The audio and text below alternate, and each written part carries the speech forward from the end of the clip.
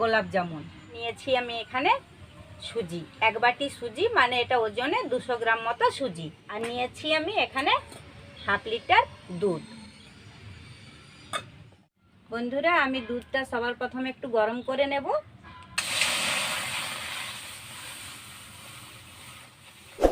এখানে আমি 1 বাটি সুজির জন্য 1/2 লিটার মতো দুধ নিয়েছি। দুধটাকে ভালো করে গরম করে নেব। দুধটা গরম হয়ে গেছে, আমি তার মধ্যে দিয়ে দিচ্ছি সুজি। আমি সুজি দিব আর এক হাতায় নাড়তে থাকবো।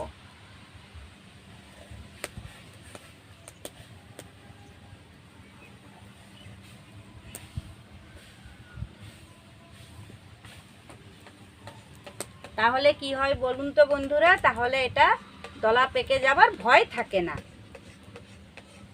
এবার আমি অনবরত নাড়তে থাকবো।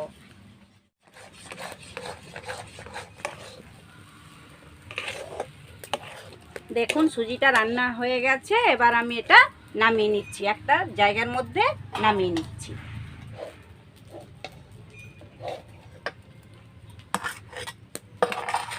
এখন আমি যে সুজিটা বানালাম এটাকে আমি একটু ঠান্ডা করতে দেব।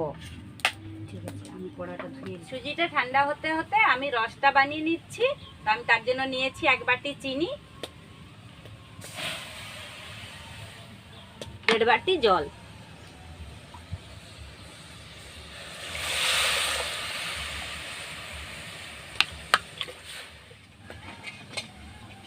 রসটা হতে হতে আমি এই সুজিটাকে এবার মেখে নেব।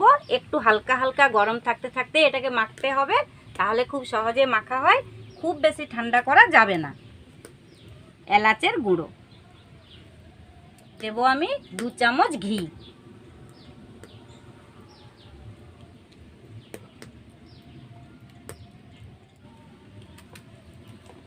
সুজি মাখতে মাখতে সুজিটা ঠান্ডা হয়ে এসেছে।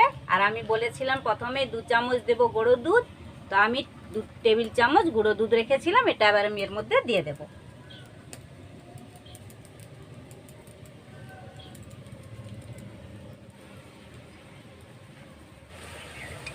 দেখুন বন্ধুরা, রসটা ফুটে উঠেছে। আমি একটু রসটাকে পাতলাও করব না আবার ঘনও করব না, তো একটু ফুটে গেলেই রসটা তৈরি হয়ে যাবে। এখন একটু বেশি জল আছে, একটু ফুটতে দিই। এদিকে রসটা তৈরি হয়ে গেছে, আমি এবার রসটা নামিয়ে নিচ্ছি।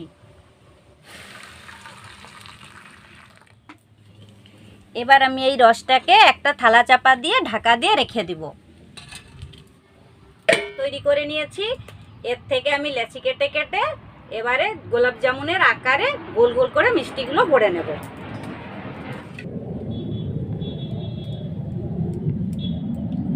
এইভাবে এইরকম করে গোল করে নিতে হবে।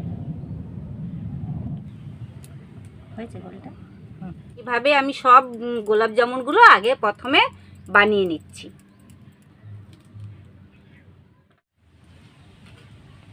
তো বন্ধুরা, আমি দেখুন সব গোলাপ জামুনগুলো গড়ে নিয়েছি এভাবে।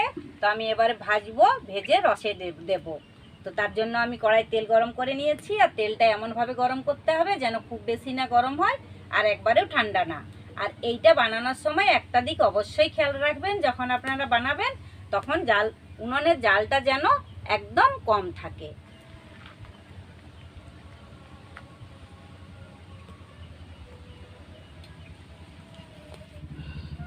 তাহলে আস্তে আস্তে করে কিছুগুলো ছেড়ে দেব।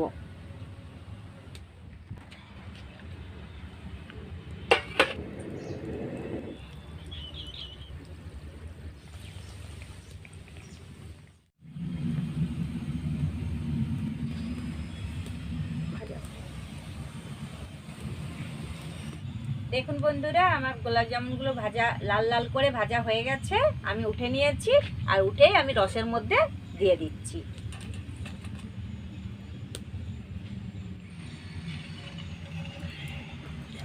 মিষ্টিগুলো বানানোর একটা টিপস আমি বলতে ভুলে গেছিলাম আপনাদেরকে।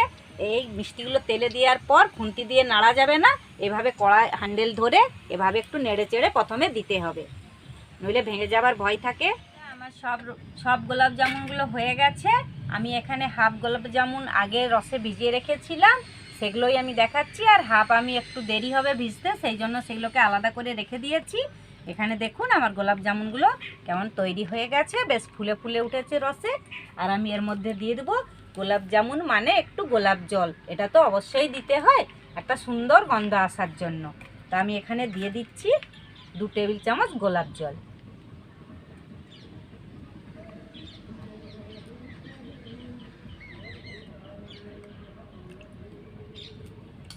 দেখুন আমার কেমন তৈরি হয়ে গেছে, বেশ গোলাপ জল দিয়ে আমি এগুলোর রং গন্ধ আর সুন্দর স্বাদটাকে বাড়িয়ে তুলেছি।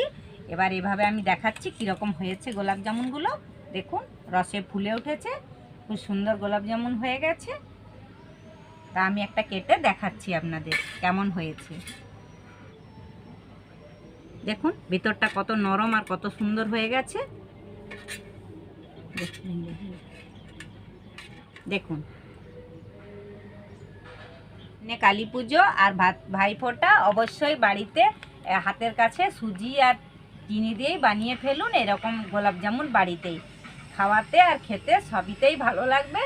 তো দেখুন কেমন হয়েছে, একবার বানিয়ে কমেন্ট করে বলুন আমাকে কেমন লেগেছে আপনাদের।